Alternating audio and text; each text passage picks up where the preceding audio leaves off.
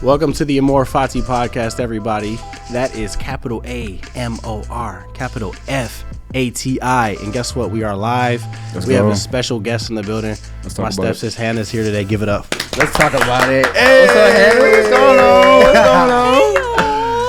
Hey, I'm happy to be here. It's good to have you. Good to have you. We are excited. Let's go. Yes, sir. Of course, co-hosted by my brother, Raw. Oh, it's raw. You know, we're going to keep it raw and uncut. Always. Always. You know what I'm saying? Period. Full stop. Full stop. So what we getting into first, y'all? What's the first topic? What we talking about? Sure. We talk about anything. You know us. But, sure. I got a question. I'm going to get into it. All right. This is a little bit different. But we have a lady here. You know what I'm saying? Okay. Yeah. So I'm a single man. Okay. So anyways, I have a question. Is the dating scene right now, I'm asking both of you guys, harder for men or harder for women? And then why would you say so? Sheesh.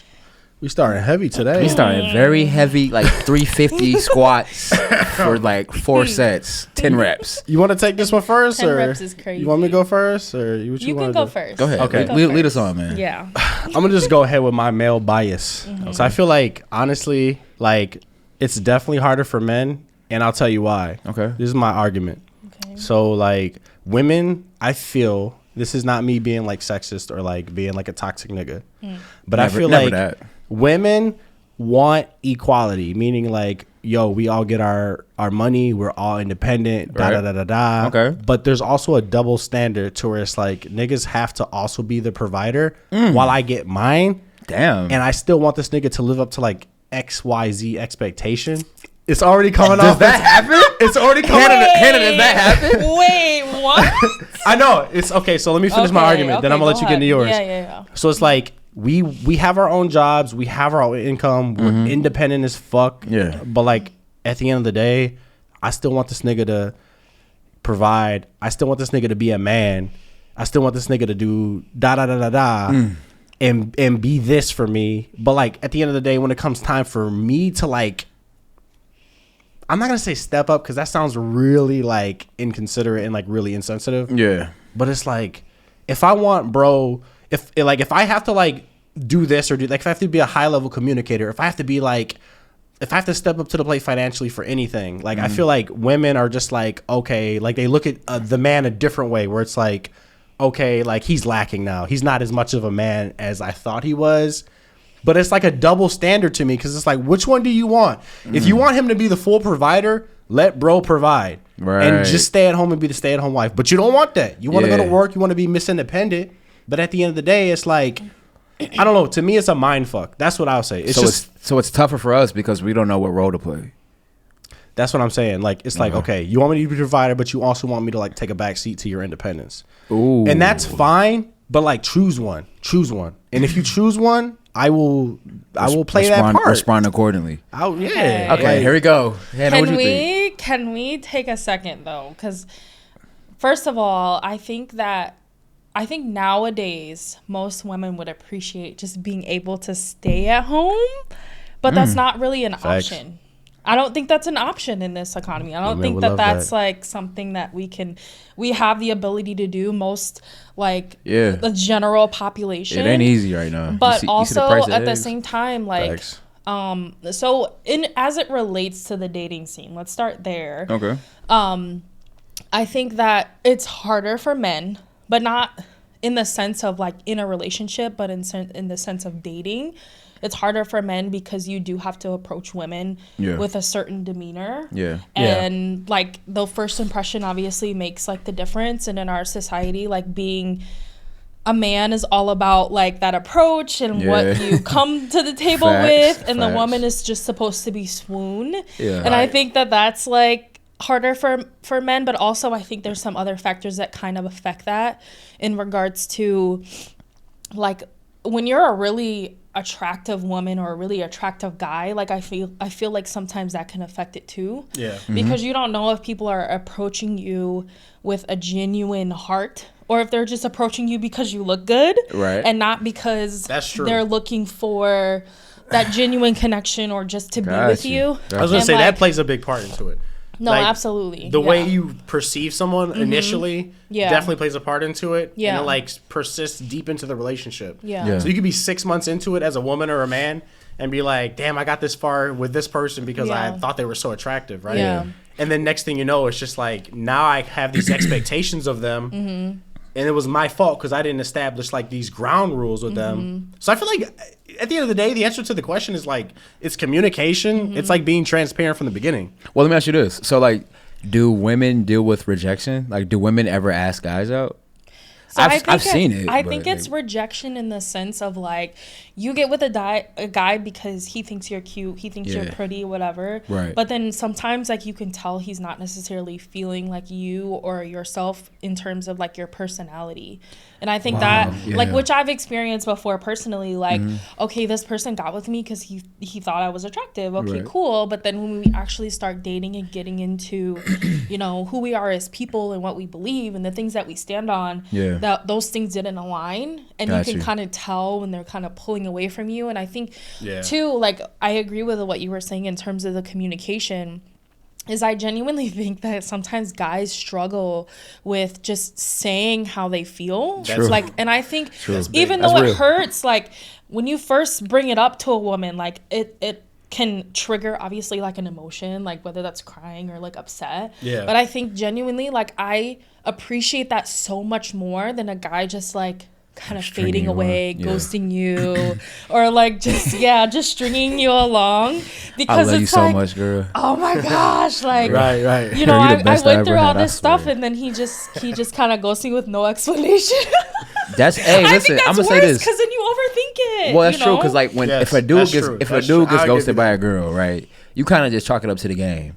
I think when a girl gets ghosted by a guy, it's a lot more personal. I feel like, because I hate to say it, but like women are like opening up to us, right? They let us enter, you know what I'm saying? And not just in a sexual way, but just in a relationship way, period.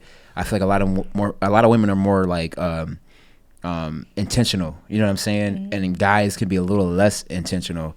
So I feel like, you know, that's a big thing too, because it's like, you know, you gotta much more emotion. Women are like looking at it in different avenues. And I'm not trying to be like, again, sexist here, right? But I feel like women tend to be more emotional. Men tend to be more prideful. Men tend to be more, they put their walls up because they don't want to seem like either feminine or like less manly than they feel they are in their mind. So I feel like what you said plays a lot into a lot of that. And I feel like at the end of the day, if men could really learn how to really commit to their emotions and like be able to like illustrate what their emotions are better, and women could be like a little bit more logical, less emotional, I feel like honestly we could come together and our generation could have better relationship experiences.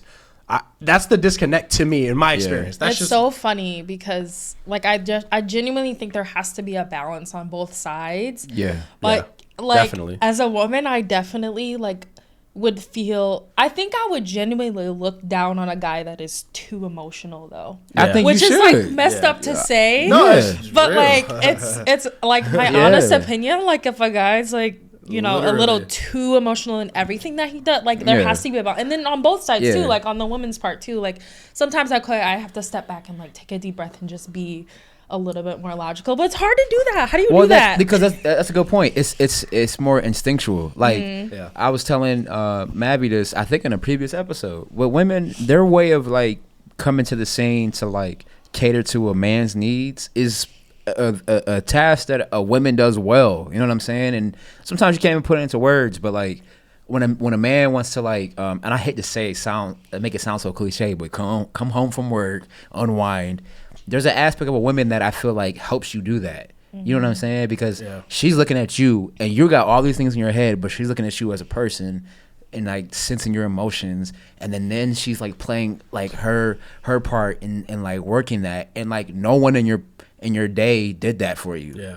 But like everybody's giving you logical things like, when does this due? You got to perform here. You got to like respond here and respond now and fulfill this task. So I feel like when you say I don't want an emotional man, it's because we aren't like naturally great at that part. We're not even emotional beings. I feel like men are more logical beings. We think more in a logical state. Our only flaws are our pride and our ego of how we perceive ourselves as men. Right. And I think we're bred that way. We're bred to be that way. We're bred to be less emotional. when you're a young man growing up, crying, being in touch with your feminine side is looked down upon. Yeah. So to summarize it, here on Amor Fati, I just want to let you guys know, we want to go ahead and address the fact that, yes, there are women and man dynamics in the world. There always will be. Yeah. We don't have to tiptoe around that or walk on eggshells around it. There will always be a female dynamic, which relies more on the emotional side, which is fine. Embrace it. And the man side, which relies more on logic, protectiveness, and being the provider, right? Yeah. And I feel like the disconnect in this world is that women are trying to gain more of equality, and in that pursuit of trying to gain more equality, it's starting to confuse the picture for men. And I'm not saying it's specifically women's fault, because men are also trying to meet them halfway. So it's both sides miscommunicating and not finding a common ground. So I feel like if more communication, more empathy, and more understanding is brought by both sides, it could create a better connect for men that are dating and are single, and women that are dating and be self-aware, because I mean, like, let's be real, we all are different. There's going to be some men that are naturally more sensitive than other men, but it doesn't mean that you're like a sensitive being, you know what I'm saying? But I think that it's okay to like address the fact that, like, yo, like, it's easy to, like, for me to get my feelings hurt. I'm be 100. Doesn't mean I'm weak as a physical, you know, being, but like, I think that, like, just self-awareness is huge, because when you identify that with anybody, you know, it could be you and your kids, it could be you and your spouse, it could be you and whoever. Like, I feel like that is big, because when you're self-aware, you're not just looking at your strengths, you're looking at your weaknesses too. You know what I'm saying? And then you identify that. And I don't want to beat a dead horse here, because I feel like we've touched on this a lot, but it's a perfect segue to connect into something that we actually talked about, which is, I was watching clips, of the podcast where Simone Biles' husband appeared. And it talks about, to me, it touches base, and I want to hear your take on this for sure. But it touches base into like how like males can, like, it's become like where males can now take the point of view of like, I'm the prize now. And it's like you have to chase. Did you watch those clips? I haven't seen it, but I'm sure you guys will brief me well. Let me explain. Yeah, please let the world know what's happening. In a quick summary. Okay. Basically, Simone Biles and her husband Jonathan Owens, which we now know his name.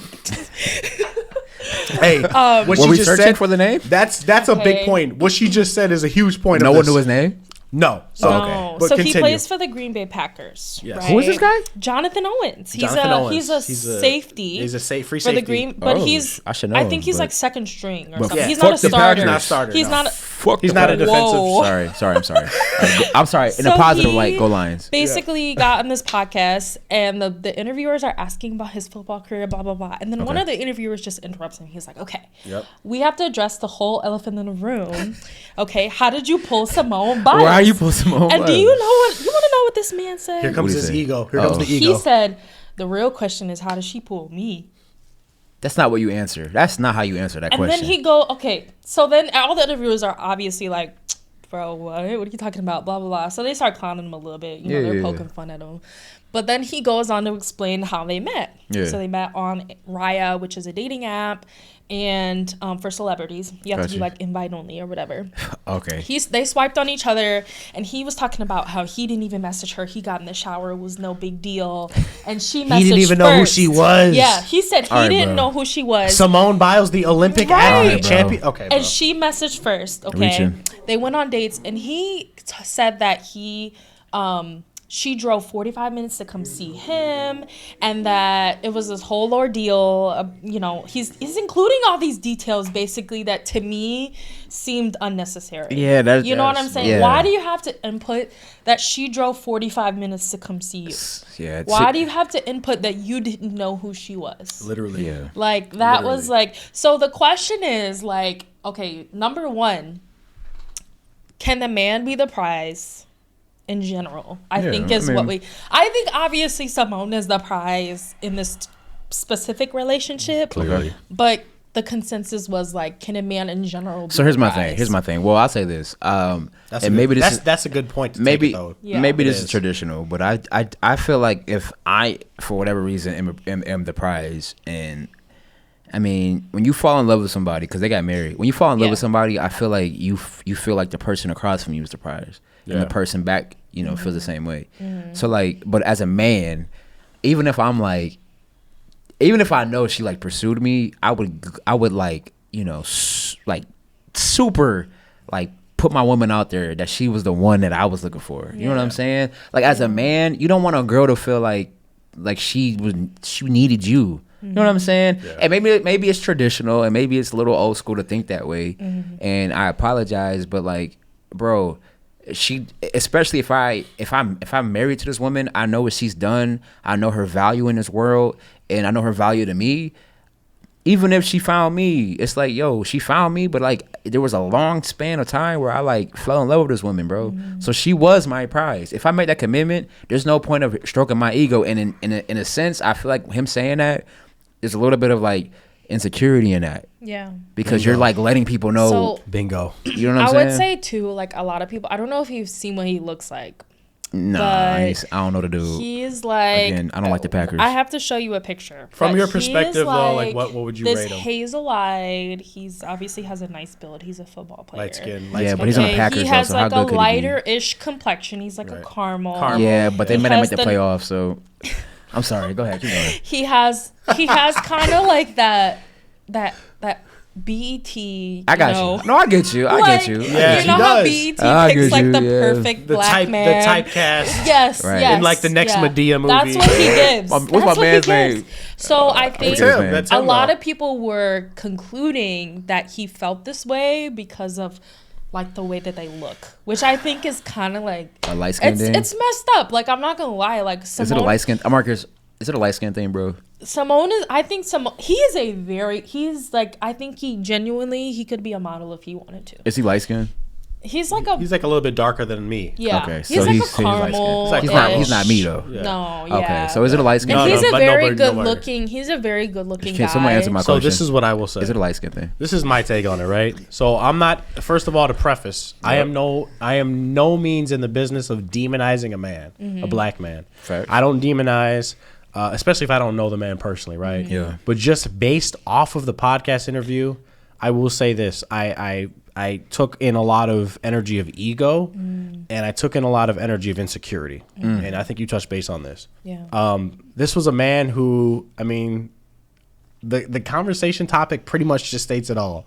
We said Simone Biles' husband. Yeah. We don't know the guy's name. That's crazy. The guy's name to us I learned his name in the interview. And this is the thing. Yeah. This is the thing about perception, right? Right. Us as people that are every regulated, his name to us is Simone Biles' husband. Yeah. You are irrelevant. Who are you? Who are you? Yeah. We know her. Olympic champion Simone Biles. The most decorated female Olympic gymnast. Come on. Yeah. Stop playing with us. Wow. So when we think about that and the way he was coming off, the reason why it's news is because it's so disturbing that this man's ego would come to. Okay, I'll give you that. She reached out to you first, right. And she even corrected him. She said, "Honey, like we both matched, and I messaged you first." She corrected him too. She said, "Oh, so she called him out on his bullshit." She said, "I messaged you first. Hold on," and even that he even brushed her off after that. He was like, no, but still, you was on me and da da da da da da, and like his his ego was just on 10. Yeah. It was like, okay, you see a man who's like ego is on 10, and he's insecure. So like what it tells me is that this man's pride is easily wounded. And like, but the thing is, like, when I look at like her husband or like Keke Palmer's husband, like you start to see a lot of damaged, like fragile ego young black men in our community that it's like, wow, they're really out there like that. Yeah, and they got true. They've married these women. They've conquered these women. Yeah. They've had babies and married these women. Yeah. And look how fragile their egos are. Yeah. You know what I'm saying? So it's just like, it's a crazy topic for me to talk about because this is like, and this is not me tooting my own horn, but like as a man that feels like he's secure in himself, I would never put a light on my woman the way he did. That's what disturbed me about it. If I love my woman and I'm about her and I stand behind her, the spotlight is like I'm the Will Smith. I'm the Will Smith. Yeah. I know Jada be hoeing Will. How about that though? But that's a weird example. Bro, I am the motherfucking Will Smith meme. No, you know that might be clear. You know who is a great example on my woman. Period. Is Serena Williams and her husband. Yeah. So her husband her vanilla. Reddit. He founded Reddit. He's a billionaire. Really? Yes. Bro. And every time that you've seen this man with Serena Williams, he's always giving her credit. Like, as you should. This woman, You wouldn't even know. If you didn't know who he was, you would not know. The way he talks about her, you wouldn't know he was a billionaire. Think about it this way, too. Let's say you because his ego is so removed from himself. Right. And think about this. But if you put the same guy that said the same thing about Simone Biles in his shoes, and he's a billionaire, he found it. His head is so big. Oh, he wouldn't even mention her. But think about this. He wouldn't even mention her. Hey, but think about her. It's about him. I mean, it's about him. And when you look at somebody that comes up with like a great company or like a great movement, and they're the centerpiece of it, when they're like the head of something great, they mention the people that made it happen. Yeah. You know what I'm saying? It's easy for somebody outside to be like, oh, this is you, this is that. You know what I'm saying? Oh, you pulled her because you're such a great guy in your lane. But it's like, bro, there's a thing about life. I feel like you get to this level where you realize that, like, listen, we're all in the same boat trying to figure life out. Facts. And even if I have a 1,000 things that's great about me that people will like, revel about, it's like, bro, I was on top of the hill, right? And then she made me feel like I was on top of the world. Yeah. You know what I'm saying? Yeah. And that's that moment where you just become, if at the minimum, when you have a partner, it's 50-50. You know what I'm saying? When you're happy, it's 50-50. And it's like, listen, that's my other half. That's my, that's my girl. And let's talk about her. Because listen, there's gonna be a time to talk about me. Yeah. But she's Simone Biles, like you said, and I'm her husband. And I'm gonna make a bold claim here on Amor Fati, y'all. Go ahead. I'm not the one of demonizing people, but I can read energy. Facts. And I may be wrong on this. Like 5 years down the road, check me on this. I could be completely wrong. Oh, we're going to check you. We're going to fact check you. But I feel like, in the heart of hearts, I feel like in this case, I don't see that marriage. Again, I'm not speaking ill will on their marriage, but just off of his energy alone, I don't see that marriage going past like 3 to 5 years. And even it's crazy because she just did another interview. And because I feel like that marriage in his mind is a clout chase. That's all I'm saying. Ooh. That's what I feel like, bro. It was just Simone, right? And she's talking about how she actually said how in their household between him and her, they had a discussion about basically who was the better athlete. And she's like, getting weird. But she didn't elaborate on it. But she basically said it ended in them just coming to agreement that they would never talk about it again. So that to me tells me that it was probably like a clash kind of thing. But think about this. Think about this though. Any situation you had a conversation with somebody where you guys couldn't come to an agreement, you walk away maybe as like people that never argued, but you walk away with that in your spirit, like But you really feel that way though, don't you? Yeah, I think he feels some type of way. Yeah, they walked away from that, and he had a narrative. But it shows you his focus is outside of the marriage. His focus is like. But you know why? You know the crazy thing is he knew he can never compete because this is already she done broke records. See, this woman you're married to is already a legend. Listen, ladies out in her field. Listen, you could never. Listen, if any of y'all out here are there are moves named after this woman. Tom Brady. If any of y'all literally in order to match her, it's not even a competition. Listen, if any of you ladies are watching and y'all are Olympians and we get together, I swear for God,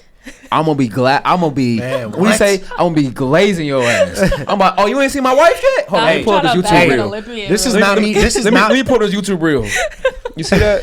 This is not me glazing, bro. But if my wife is Simone Biles, you're not even gonna hear a peep about what I do. Yeah, you're not gonna hear a peep. I'm pulling up with an Olympic medal on my chest. Right, like this is her extra one. She got. You don't see a podcast with like right. You don't see a podcast with like Michael Phelps' wife who plays like college softball talking about herself. Her softball She's talking about her husband. Yeah, and it's okay. Listen, it's okay. It's okay to be proud of your part in this dynamic, but it's a red flag when you're trying to draw light away from your partner, your spouse. Like, how does she pull me? I agree. Bro, I never would say that about my girl, bro. Yeah. Life. I'm gonna tell you how I pulled her. Yeah, he said he was the catch. I'm gonna tell you how I pulled her. Watch. That was the biggest thing. Yeah, the interviewer said, was I'm like, the catch. The interviewer's like, oh, so she really bagged you. He was like, she really did. She really did.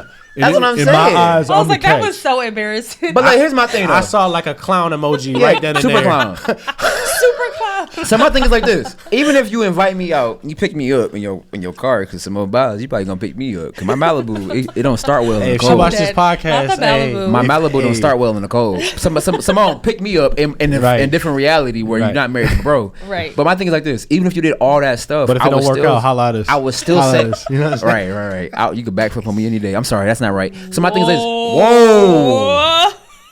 What did I say? You're caught. So anyways, my point is this, no disrespect. But like if even if you did all these things and I you're like, where do we go from here? We'll be right back after this commercial break brought to you by PBS. Just kidding.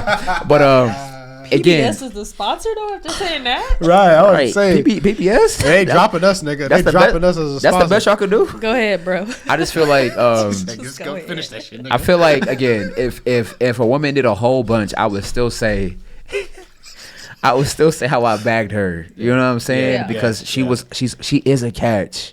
Like, bro, at no point do I go out and somebody on her stature will I ever say like, yeah, how she bag me? Like, nah, man. Like, respect who she is, bro, and then tell her the work. Tell people the work it took to get someone like that because she is who she is. Yeah. I think like we can all agree like the moral of the story is shout out to the Queen Simone Biles and put some respect on her name to her husband. And disregard what I said. I don't even remember his name, so put some respect on her name. I don't know what I said.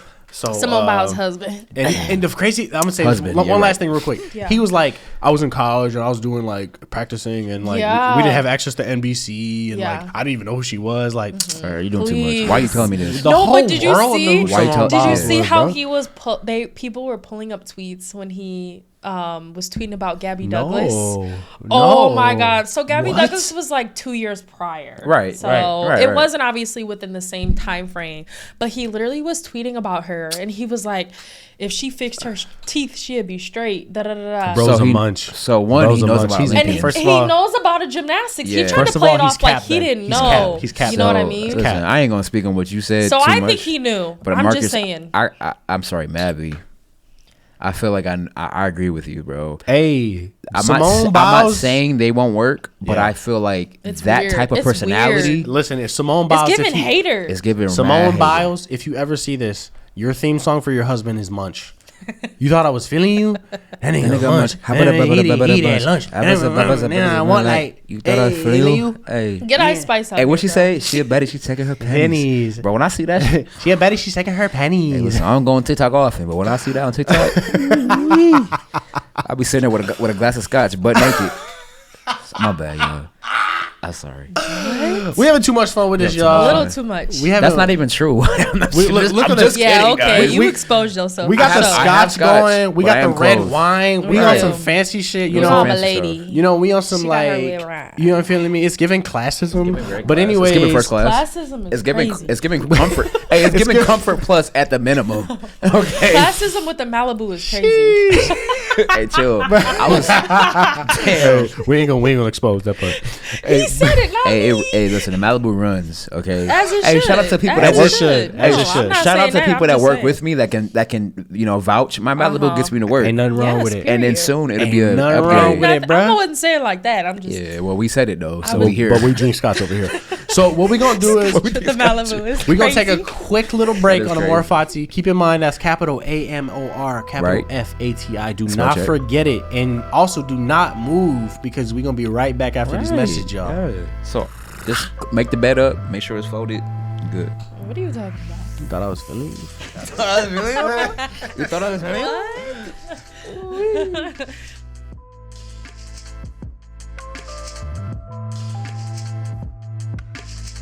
Hey, welcome back to Amor Fati, everybody. You tuned back in.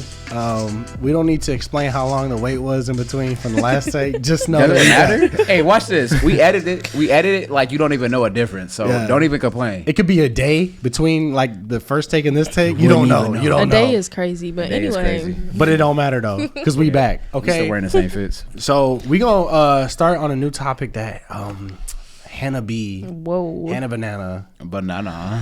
B-A-N-A-N-A-S. This is bananas. Hey, Hannah, hey. Shout out Gwen Stefani, bro. Shout out to the girl. Also, shout out Pharrell because he produced the beat, but nobody knows that. Okay, so anyway, anyways, But on a serious note, we wanted to talk about something that's like really crazy and kind of spooky though. Okay. We want to talk about Mandela effect. Ooh. And I know a lot of people can relate to this because it's like you had a thought in your childhood that like you conferred with your friends and they're just like, no, I swear to God, that's what it was. Yeah. And then the world or reality is like, nah, bro, this is what it always was. Never was. I feel like it's almost like 50-50 most of the time. Like 50% of people are like, no, it's this way. And then 50% like, no, it didn't happen that way. Yeah. Because it's like, but the crazy thing to me is how do we all have a collective memory of the same thing? I know. Okay. For example. And it's not the truth. This example I saw. So this girl on TikTok, she went crazy about the Fruit of the Looms logo. So do you remember the Fruit of the Looms having a cornucopia around it? Yeah. Yeah. I remember that shit. I remember that. Vividly. Okay. Yeah. It did not have a cornucopia. That is not a part of the logo. It's always just been the fruit. It's just the fruit. No, there was a cornucopia around That's it. what And if you tell me it wasn't, I'm leaving the podcast. Listen. Oh, okay. So, funny thing. Fruit of the Loom's official TikTok, Twitter, whatever, Instagram page was like, no, here's the timeline. Here's how it played out. They literally showed every picture from from the origin of Fruit of the Looms all the way up to present day. And it never had a cornucopia. Bro, that's not true, bro. Never had. Listen. Two different businesses. So this is so funny. So then this girl's like, no way, this didn't happen. She starts digging. She's going on Reddit threads, She's doing her research. and she found, somebody found like an old t-shirt and it had a cornucopia. I was getting ready to say, I know I seen one before. So then, So because I swear to God, that's where that word, otherwise, how would I even know that? You know what I mean? That's in no other like type of product or anything like that. Yeah. So then she's like, no, they're gaslighting us. So then it turns into this whole conspiracy. Oh, shit. That like, basically it's a way for people, either companies or products, they can erase something off of the internet. That's weird. And kind of make their own reality, right? Or even like the government to say, because at the end of the day, right, you can say, it could be though. No, the cornucopia didn't exist, but then you Google it and it's like, campaign. No, it's just the fruit. But you're looking up their brand now. But then that's the only source that you have is Google, right? Exactly. Yeah, isn't that crazy? That's weird. Yeah. I mean, bro, come on. And people have dropped, the Mandela effect originates, for a fun fact, it originates from Mandela being imprisoned. And people swearing that when he was released in prison in 1993, that 30 years earlier he was killed in prison, and it was in newspapers everywhere, and everybody swore Nelson Mandela died in prison. Yeah. So the origination of this theory called the Mandela effect is from that story of Nelson Mandela having died and people swearing that he died in prison. And so like you have multiple, the biggest thing is like the Kazam movie that people swear like Sinbad was in. But like it was actually a movie called Shazam with Shaq. Yeah, I've seen that one. But people swear there was a movie that like Sinbad was a genie called Kazam, and people even remember the cover art for this. And honestly, I remember going to Blockbuster as a kid and seeing Sinbad. Okay, let me interject. And seeing Sinbad on a cover and saying Kazam. I don't think so. Let me say this. Okay. I think that one, bro, and no disrespect, I think that one is just a misconception of what the name of the movie was. I think that one is solely that. But how do so many people misconception? So what you're saying? How can you like? How can you rob somebody of their like memory? Like they know in their mind. Let me tell you this: they went home. If you go to Michigan, many people will say they shop at Myers. Okay, it's Meijer. And you will tell your family, you will tell everybody your job. I went to Myers last night and I got 4 eggs. Why would you get 4 eggs? I got a whole bunch of eggs. But that's not the same thing. That's not the same thing because you say Kroger's. Thing. Yeah, right. Like, but no, my thing is like Kroger. Shazam and Kazam. It's very close. It's not the same. I'm talking about a full-fledged memory. Yeah. But like people went home, they rented this movie and they watched the full movie. Okay, I know, I get it. I've seen the movie, but what's it really called? Shazam with Shaquille O'Neal. And what? Oh wait, he's not in that. He is. He is in it. The misconception is that there is a movie named Kazam. See, that's too close. Where Sinbad plays a genie. I've seen Sinbad as a genie before. But he was never a genie. Okay, no, wait. No, I'm in it. No, I'm in it. You feel what I'm saying? Wait. You feel what I'm experiencing the Mandela I've seen in real time, though. In real time. Okay, so wait, are we hallucinating? I've seen Sinbad. That's the Mandela effect. That's the whole point I'm trying to make. He was never a genie? He was never a genie. So where am I getting that from? Ever. Where am I getting that from? I don't care what you say. He was a genie in my childhood in some movie called Kazam. Bro. I don't care if it was a gun TV in my head. Bro, someone put a gun in my head and said, "Was Sinbad a genie?" I was like, "Yes, kill me right now." Because I remember that. I remember renting it from Blockbuster. Fuck you. Sorry. Okay, and then there's like, we showed us some examples earlier. Like Fruit Loops. Yeah, Hannah pulled it up on her phone. Yeah, like, go through them real quick. Okay, so I'll pull it up right now. Yeah, pull it up. But it's so funny because it's like the only way you verify these things is through sometimes Google. But if Google's and if part it's of not this, on Google, then it's like this whole conspiracy theory that what if like Google's part of this? It's all fake. They're all in it. Who can reach Right, they're all in it, and then it's crazy. Sinbad wasn't a genie. Oscar Mayer was never Oscar.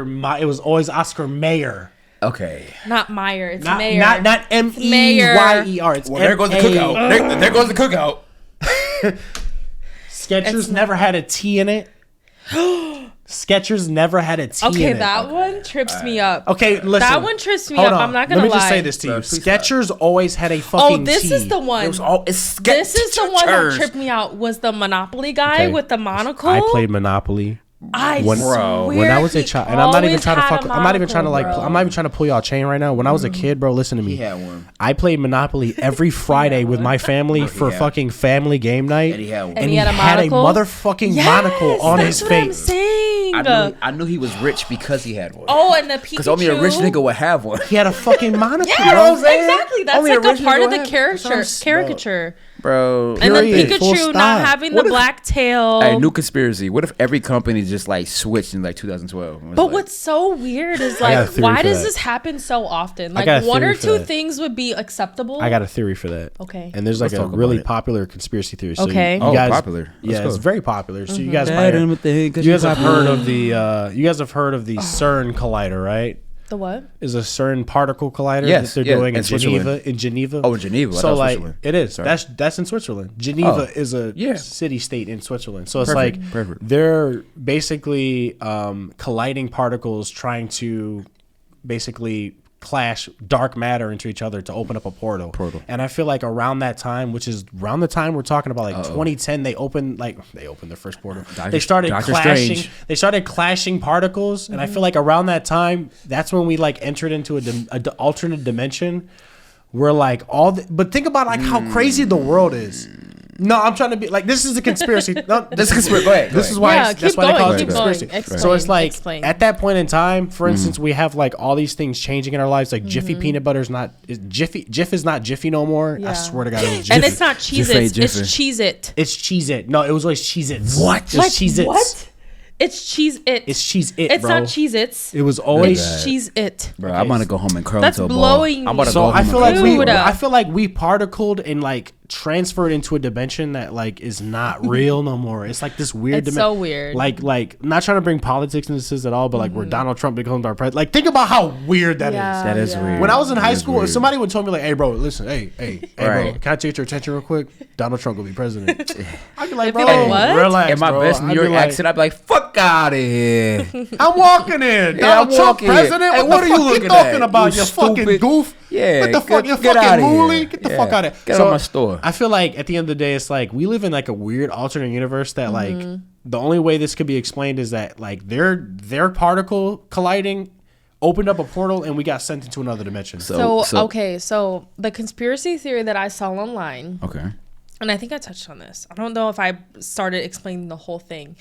Was basically how interpretations are made within like the social space. Yeah. So like people verify information through Google. And so if I can manipulate that information and like say it a certain way, then people are like, no, it did happen that way. That was right. Or that was it. But then Google's at the end of us. Exactly. Right. Like if we are trying to verify information, like if I'm an outside party and I want you to believe something, and I can just pay people off or whatever the case may be to make it another way, I can now convince you to think or feel or remember a certain way, regardless of what your thoughts are, right? Facts. And so now it's turning to this conspiracy theory. It was never Cheez-Its, it was Cheez-It. So let me my only devil's advocate moment is like, what is the significance of Cheez-Its being Cheez-Its? Is this the fact that like now I know that I can change the way that you think, your perception of, but right. I feel like I can change the way you think, whether it's something as small as Cheez-Its. Yeah. Now I can change a larger perception of things. I agree that like there's an understanding of this. It's almost like a massive human experiment to see how we can change people. But masses. I feel like you don't need to do that because I've always said this. I feel like you can have an experiment of 10 people and figure that out. I feel like this is I'm sorry to cut you off, bro. Before I forget it, this is a controversial statement, maybe or maybe not. I don't care, but I feel like we've always been sheeple in masses because I've always said this: people are stupid, but if you meet a person is smart, but people are stupid. So if you put like people in massive groups, they become stupid. Wild. They become like sheeple. They just follow whatever. Oh, the crowd's saying this. I'm going to go with that. Facts. But if you talk to a person one-on-one, face-to-face, they're actually pretty intelligent. They think for themselves. They're pretty logical. They're cognitively aware. Yeah. And I feel like this plays into that. How can we trick the masses to believe massively into that's something? Been proven like time and time again. Like, have you ever seen like those experiments where like people will just start a random line that leads to nowhere? Yeah. And then people will just get in line. Yeah. That's like our natural instinct. You know what I've seen? It's you know just what to conform. You know what I've seen? We're naturally sheeple. It's an experiment where like everyone in the elevator, you open the doors and everyone's facing the wall. Like I guess backwards, and then you by the time the door opens up again, you're facing the same way. I ain't gonna be the one person. There was a Vsauce episode, and it talked about conformity.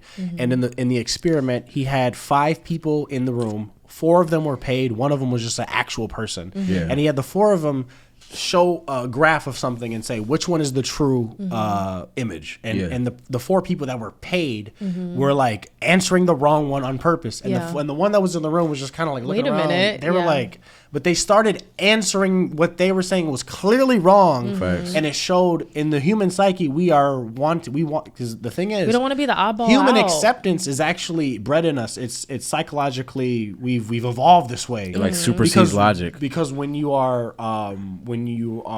show high levels of empathy, when you show high levels of relatability and conformity, you get to stick in the pack and you get to survive. So it's a survival mechanism that's been bred in us and programmed in us from thousands and thousands of years ago. So anyways, it's like us trying to fight against our nature, essentially. So we all are sheeple. So let me ask you this though. This kind of leads to like a next point is like, so now we have like AI introduced to like society. Oh my god! And AI can make everything look real. AI can make you say like, you know, it's not even cheese. It's cheese, and they'll show you a picture of a box, and you'll be like, was it cheese? So I will say one thing about AI is that. I think it can be easily pointed out by humans. I say that only because, what is that word? There's a word for it. In its current state. There's a word for it where like something just looks slightly off. Uncanny valley. Yes, the uncanny valley. Yeah. So that to me is like AI to humans. Like we can still identify in a way. Yeah. How things AI that are works. Not human. So let me ask you this. Exactly. And this happened. Wait. One more thing, and then you can go ahead. Yeah. But this happened with Disney. So Disney over Thanksgiving, they usually every year they post a hand painted image of basically either Disney caricatures or something that happened in that Disney that year, and they have it for Thanksgiving. They're all around this table or something along the lines that incorporates Disney characters into Thanksgiving. Right. So this year in particular, they posted the Thanksgiving image on Instagram, and immediately everyone in the comments was like, "Why does this look so weird?" Yeah. And it was actually an AI generated image. So this year, instead of them using a hand-painted image, they went AI, which is like, okay, that's like the times this year, but it's easily identifiable by humans right now. Here's my only thing. AI, and for what we know and for what it really is a adjusting like entity. Like it, if I had AI and I was like, make Thanksgiving Disney poster and it did a bad job, it'd be like, okay, let me make AI better at what it did last time. Yeah. And the thing about AI is not that right now it's messed up. It's like when AI figures it out, when will we be able to? Shout out to my boy Akil Wade. Don't know if you're listening at all, but my boy Akil Wade, he's like an AI connoisseur. And he's always showing the capability of AI in its early stages. Yeah. And like he always updates you with like a new version of what's going on. Yeah. And I look at AI as like it's the part of our technology that learns by itself almost. You know, like they always say, like, you think Chat GPT 4 is sweet, wait till you see Chat GPT 5. I have a funny comment about that. It's actually, so I'm a part of basically people that I do this as like my little side hustle sometimes. Okay, go ahead. But essentially what you do is we read prompts that AI is given, and then there's 2 separate responses that AI has given to this prompt.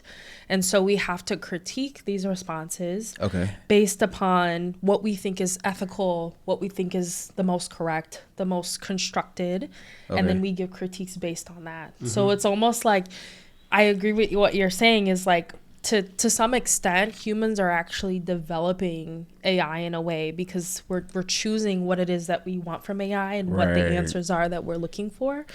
Yeah. And even to make it more human-like, right? Yeah. Which is so crazy to think about at the end of the day. But yeah, that's... So let's go. They're concerting algorithms to make it less uncanny. Right. Yeah. Yeah. So like, so for example, that's even more frightening than the uncanny valley itself. Yeah, but that's what we would do with anybody. Because if you can make art, that's the thing. Humans know humans. Yeah. Right. There's just something about being human. Like when you play a video game and their eyes are like. Yeah. And you're like, that's not human. Yeah. There's something off about that, right? And the fact that you can say a fucking painting can be discernible to the human eyes, there's something off about that. Yeah. That's crazy to me. So it's like, once they get to the point where it's like, you can't separate the two, that's dangerous territory. But so one thing about AI that I will say is something that I'm learning, because I'm in school right now. I'm in college. Girl, go ahead. Go ahead. Okay. So one thing that we learned a lot about is like, okay, so there's business trends and things that humans typically do. Okay. But there's a human side of society at the end of the day that is irrational, like that will take a sharp left. Facts. Right? Like, so you can try to predict 2024, but at the end of the day, there's always going to be that percentage of things that are just like an immediate left to the prediction. No, 1,000. Which is crazy. Yeah. So like my take is this, and shout out to like Venture Cities, the page I follow on YouTube, and they go crazy into like the future of AI. But I think I will always stand on, and I think even when we perfect it, AI will never be able to predict humans, because you could be on a high and then get like a weird signal to just like not feel good, and your day would be ruined. If AI were to predict your mood swing, it would fail every time, because there's no telling on like what is said and what is done. And what you could even be living on a high, and then like something from your childhood messes you up, and there's no way to predict that and when that will affect you. You know what I'm saying? So I do think that like even if it's a small percentage, there will always be something about humans that will be unpredictable. But it is kind of interesting to see AI get better at becoming human. And this is my thing. What do you guys think? Will AI ever be sentient, or do you think it'll always be? I was waiting for this. Programmable. I was ready. 2 things. In terms of Akil Wade, I saw his ads coming up on my TikTok now. Yeah. They come up daily though, by the way.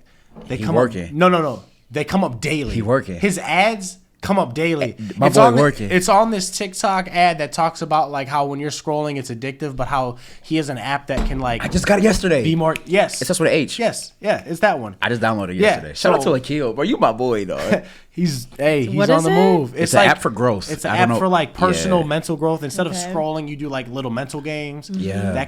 That can detract from your addiction to like scrolling. Social media. Exactly. Okay. Yeah, it's really cool. It's really, really cool. I'm like one of those people who's like, fuck that, I like scrolling. Nothing wrong with it. Hey, listen, I love TikTok. I love what TikTok brings me personally. It stimulates me, and I know it's an addictive thing, and I understand that. Yeah.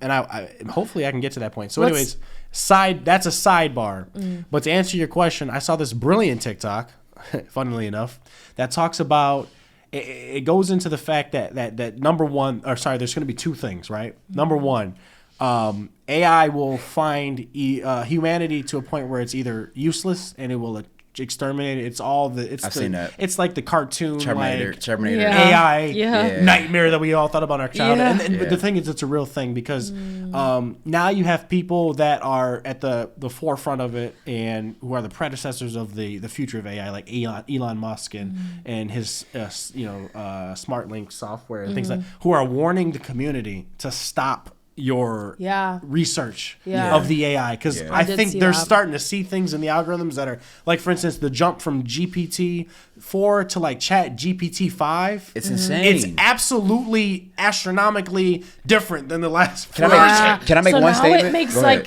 makes like pictures and like video. Bro. It's crazy. Yeah. And this is the music is discernible. The difference between your iPhone 14 and 15 is not the same as GPT-4 and 5. Like 4 and 5 is like so light years, and when GPT 6, 7, 8 come out, it's kind of scary. It's kind of scary. So it's going to be one of two things where AI turns. It's gonna, somebody said in the comment section, it's either going to be Ultron or Jarvis.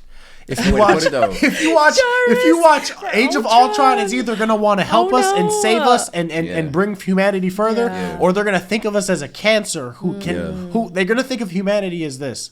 Think of the not to bring politics into it, but I have to bring this as an example. Think of how the MAGA right currently functions. They function as if you don't get with us, we want to kill you. You're against us. You're enemies. Right. To the end, we'll fight you to the bitter end. So in that regard, as humans start to get progressively more cynical, the AI is going to start to view us as either a cancer to get rid of. And then the thing is, they're gonna outpace us in terms of intelligence very soon. By 2030, AI is gonna be further more intelligent than us, and so it's either gonna lead to one of two things. They're either gonna wipe us out. I have. And what do you think? You're gonna throw some water on an AI? I have a caveat to this. Let's get some caviar. Let's get some caviar. Okay, hold on. I have a caveat to this. Really quickly. If an AI embodies a fucking physical whatever manifestation, you're gonna throw water on it? You're not gonna throw water on it. It's gonna know you're throwing water. If you fucking electrocute it, it's programmed. Water. The server is gonna go somewhere else, and it's gonna animate somewhere into something. It's gonna turn your teeth, whatever it is. I have a caveat to this though. I have a really Right. So at the end of the day, right? So it's almost, what this feels like is probably what it felt like when people in the 2000s were progressing into cell phones and the new age of technology. That's what this feels like to me. This is probably what it felt like for them to freak out and be like, this is something Y2K, so new. That we don't know much about it. We think it's gonna end the world, the whole 1999 to 2000 thing. The time that we look at that why would you think that? That's a great point, because if you think about it, if you talk to someone from 1999, they're gonna go no, the computers are gonna end us. And in their mind, you can't convince them. But talk to a kid that's 15 years old right now. They'd be like, why would you think that? Exactly. So imagine that. I mean, it's either that you go with it, go with AI, or you fall behind and you're the grandparent that literally knows nothing about cell phones. So that's a theory for me. So I'm gonna say one last thing. That's what I just said is a theory, right? They're either gonna take us over or help us. But in my actual belief, there's so much in my actual overarching belief, my overarching belief, if we're gonna get honest about it, I think is just one step closer to singularity, which is where we're headed. So let me say this. So that's a whole other topic. Listen, singularity is a whole other topic. But let me say it's a whole other topic. I'm very into the sci-fi world of things, and so shout out to my dad, but he got me on the Star Trek, right, the newer shit. And there's an AI on board the ship, the computer, tell me where to go or whatever. So the computer hits this entity in space, and it makes it like supercharged and turns it sentient. And the interesting part, it's an AI, but what it does is it analyzed humans the whole time, but it didn't have the extra superchargedness to become sentient.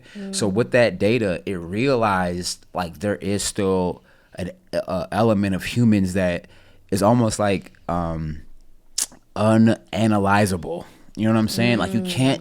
You can't again, to the point earlier, we can't really predict emotion. Emotion is probably one of those things where the human concept and the human experience is one of those things where measurement won't do all the justice in terms of explaining what it is. So that AI on the ship, it became sentient, And then people were freaking out because the same concerns we have, right? Like, are you gonna like shut the whole ship down? Are you gonna turn against us? Are you gonna be our friend? Are you gonna be our foe? And hold on. Let me say this.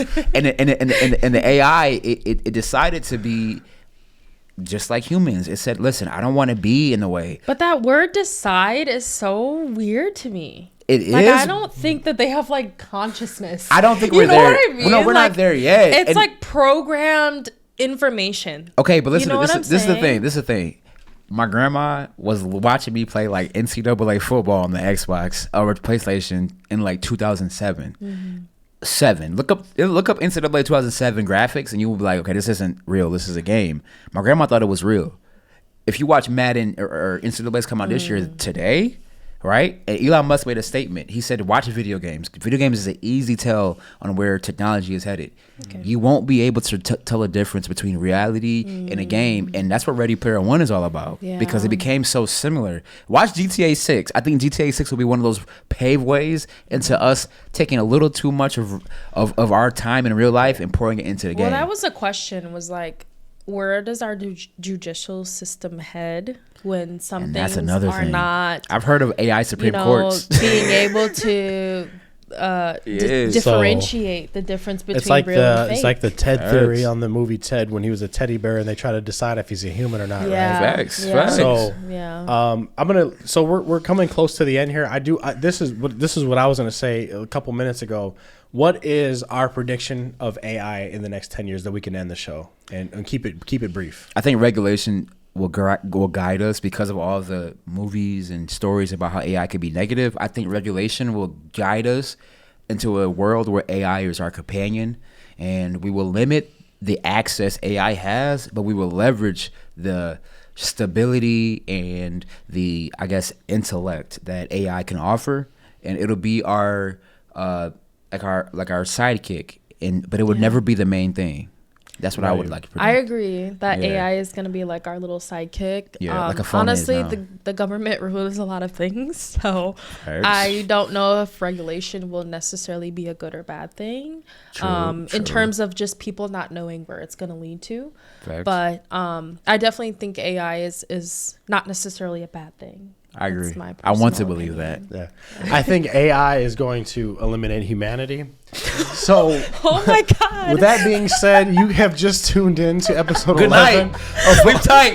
Don't let the AI bite. Amor Fati. In 10 years, I do see them taking us over. It's like taking over the podcast. You better start getting your gun and ammo ready. Whoa. Hey, before we run out of time, make sure you hit that like and subscribe, please. We drop what? And guess what? Every week we drop a new video, so hit that notification bell so you can get notified every time we drop a new video. And then last but not least, I'll leave us with closing remarks.